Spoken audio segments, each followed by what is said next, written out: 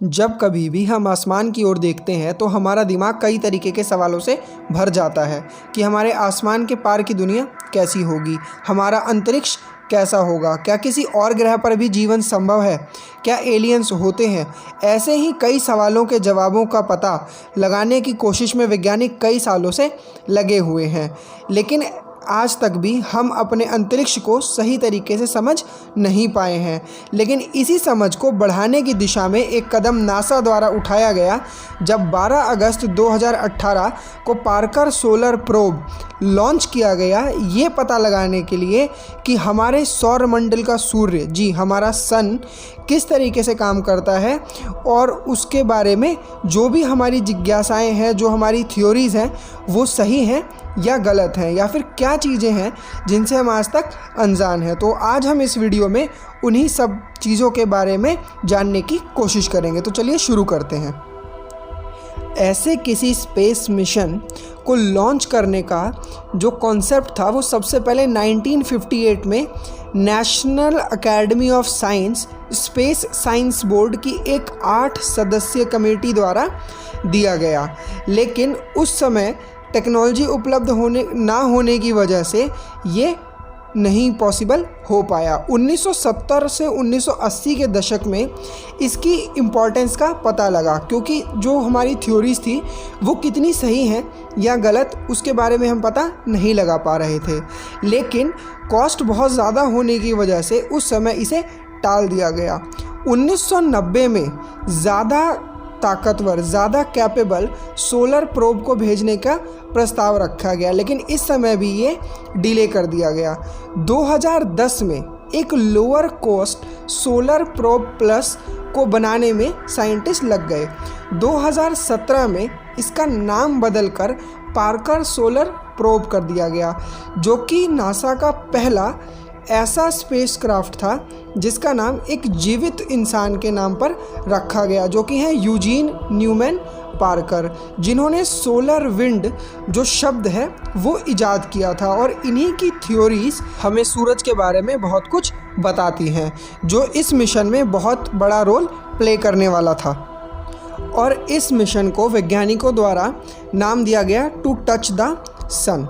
Parker solar probe को करीब 1.5 billion American dollar की लागत से बनाया गया है।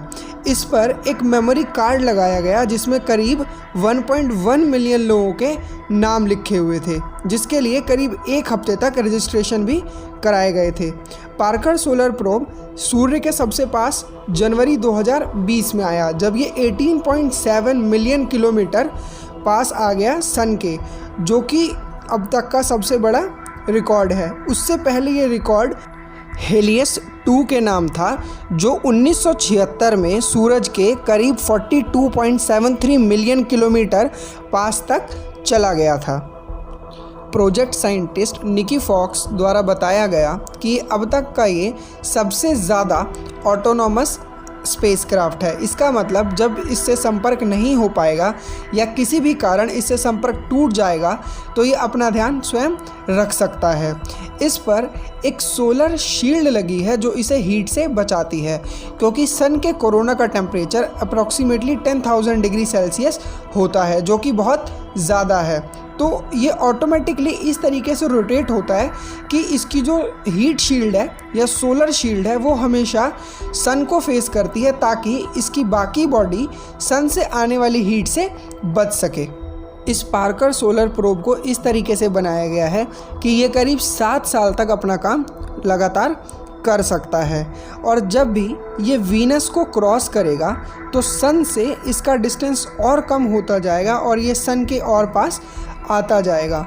ऐसा करने के लिए इसे अपने इलिप्टिकल ऑर्बिट में लगभग 24 चक्कर लगाने होंगे, और हर चक्कर के बाद जो ट्रेजेक्ट्री है वो और छोटी होती चली जाएगी, जो इलिप्स है वो और छोटा होता चला जाएगा, ताकि जिससे इसके और सूरज के बीच का जो डिस्टेंस है वो कम होता जाएगा, और इसकी जो स्पीड है अपने इलिप्स को पूरा करने की वो भी बढ़ जाएगी। जैसे अभी ये करीब 174 दिन है, जो कि इसके फाइनल स्टेज में घट के करीब 35 दिन हो जाएगी, और इसकी स्पीड लाइट के अप्रॉक्सीमेटली 1/3 हो जाएगी।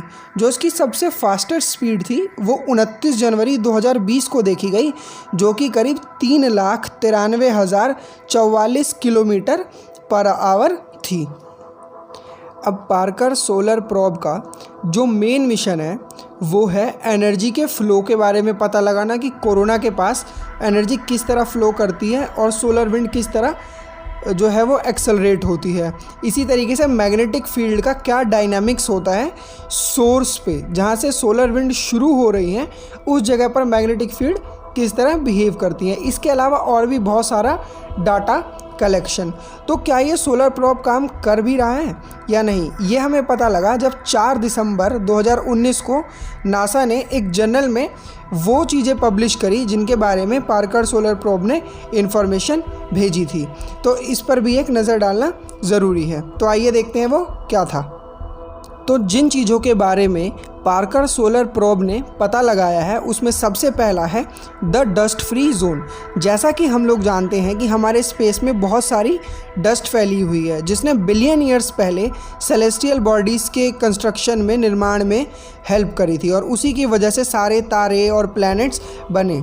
लेकिन सन के पास 3.5 मिलियन माइल्स का एक ऐसा जोन है जहाँ पर कोई भी डस्ट पार्टिकल मौजूद नहीं है, जिसके पीछे ये तथ्य दिया गया कि क्योंकि हीट बहुत ज़्यादा है सन की, तो वहाँ पर जो भी डस्ट पार्टिकल हैं वो वेपराइज होकर उड़ गए, जिसकी वजह से ये एक डस्ट फ्री जोन का निर्माण हुआ।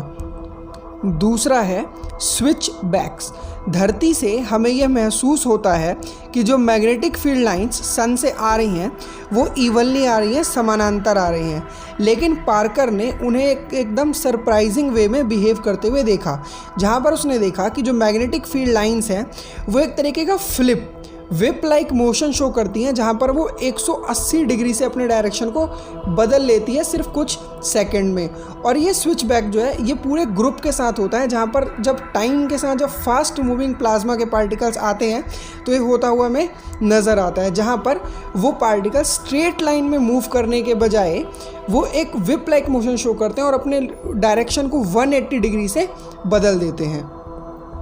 तीसरा है टर्बुलेंस। अब तक साइंटिस्ट के बीच में ये डिबेट थी कि जो सोलर विंड है वो कॉन्टीन्यूसली फ्लो करती है या फिर स्पर्ट्स में, मतलब रुक रुक कर। तो जो सोलर विंड है वो दो तरीके से फ्लो कर सकती थी, या तो सीधे कॉन्टीन्यूसली या फिर रुक रुक कर, जैसे एक बंदूक वाली पिचकारी से पानी आता है। लेकिन पार्कर ने ये नोटिस करा कि जो सोलर विंड है वो बहुत ही रफ और इर्रेगुलर टेक्सचर में है, इसका मतलब टर्बुलेंस जो है वो बहुत ज़्यादा है। और क्या होता है जब सोलर विंड शुरू होती है तो सन जो है वो प्लाज्मा पार्टिकल्स या लाइट पार्टिकल जो है वो हमारे स्पेस में बहुत तेज़ी से इंजेक्ट करता है, एकदम लाइट की स्पीड से। लेकिन ये जो पार्टिकल्स हैं इनमें जो डायरेक्शन का कोई सेंस नहीं है। कुछ पार्टिकल्स तो स्पेस में बिखर जाते हैं जबकि कुछ पार्टिकल्स वापस सन पर गिर जाते हैं।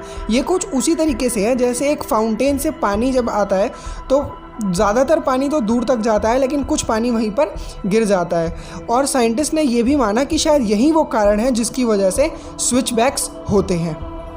चौथा है अब ब्रेकिंग पॉइंट। साइंटिस्ट हमेशा से जानते थे कि जो कोरोना है वो रोटेट करता है। अब आखिर ये कोरोना होता क्या है? जो सन का आउटर मोस्ट सरफेस है उसे कोरोना के नाम से जाना जाता है। तो अब साइंटिस्ट हमेशा से जानते थे कि कोरोना जो है वो रोटेट करता है, तो सोलर विंड जो है वो भी उसी तरीके से फ्लो करती है। लेकिन वो ये जानना चाहते थे कि कब जाकर ये जो सोलर विंड के पार्टिकल्स हैं वो एक स्ट्रेट डायरेक्शन में, एक स्ट्रेट लाइन में मूव करते हैं। लेकिन जितना साइंटिस्टों ने सोचा था ये उससे बहुत ज़्यादा आगे निकला और अर्थ से इसको देख पाना लगभग नामुमकिन है। पांचवा है स्मॉल पार्टिकल इवेंट्स। जैसा कि हम लोग जानते हैं कि जो सन का सरफेस है वहाँ पर बहुत सारे छोटे बड़े धमाके होते रहते हैं, इतना कि जो उनके पार्टिकल्स होते हैं वो धरती से भी नज़र आते हैं स्कैटर करते हुए। लेकिन पार्कर ने पहली बार बहुत ही छोटे टाइनी बर्स्ट को देखा, इतना कि वो धरती से नज़र नहीं आते, और जो पार्टिकल्स होते हैं उस बर्स्ट के वो अर्थ से लगभग इनविजिबल होते हैं। लेकिन ये जो सोलर पार्टिकल्स हैं वो स्पेस के वेदर को बहुत हद तक इफ़ेक्ट करते हैं। इतना कि जो हमारी सैटेलाइट्स होती हैं या एस्ट्रोनॉट जो स्पेस में होते हैं उनको ये डैमेज भी पहुंचा सकते हैं। अर्थ के पास अपनी मैग्नेटिक फील्ड है जिसकी वजह से वो ऐसे पार्टिकल्स या ऐसे धमाके से आने वाले जो रेडिएशन है उससे खुद को बचा लेती है। लेकिन जो स्पेस में हमारी सैटेलाइट्स हैं, जो हमारे एस्ट्रोनॉट्स हैं और हमारी सैटेलाइट जिससे की वजह से हमारा पूरा कम्युनिकेशन सिस्टम, हमारा GPS, हमारा इंटरनेट, हमारे फ़ोन्स चल पाते हैं, अगर उसे कुछ हो जाए तो ये सब कुछ बंद हो जाएगा। इसीलिए इसके बारे में भी जानकारी रखना बहुत ज़रूरी है जो हमें पार्कर ने इस बार प्रोवाइड कराई। तो अंतरिक्ष में चल रही घटनाओं के बारे में या फिर अंतरिक्ष से आने वाले खतरे के बारे में भी सजग रहना बहुत ज़रूरी है, जो कि काम करता है ये सोलर पार्कर प्रोब या फिर ऐसे ही दूसरे स्पेस मिशन, ताकि हमें पता होना चाहिए कि हमारे बाहर क्या चल रहा है और हमारे धरती पर आउटर स्पेस से कैसे खतरे आने वाले हैं। अभी पार्कर सोलर प्रोब 2025 तक काम करता रहेगा और आने वाले समय में सूरज के और अनसुलझे रहस्य हमें बताएगा। तो तब तक के लिए हमारे चैनल को ज़रूर सब्सक्राइब करें। वीडियो पसंद आई हो तो लाइक करें, क्योंकि अभी और ऐसी वीडियोस आने वाली हैं।